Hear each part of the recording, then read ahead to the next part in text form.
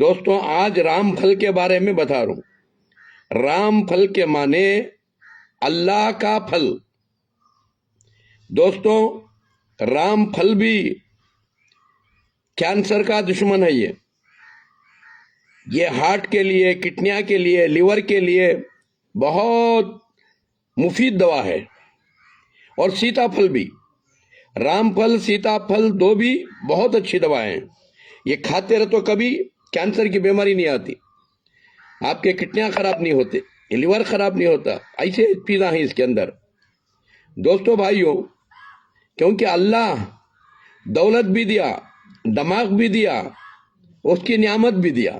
کھاؤ میرے بندو، کلو من طیبات ما رزقناکم، میرے پاک پاک چیزاں کھاؤ اور ہمیشہ تم بھی پاک صاف رہو۔ یاد رکھو، پاک پاک چیزاں کھائیں گے ہمیشہ پاک صاف رہیں گے۔ گندے چیزاں کھائیں گے گندے خیالات پیدا ہو جائیں گے۔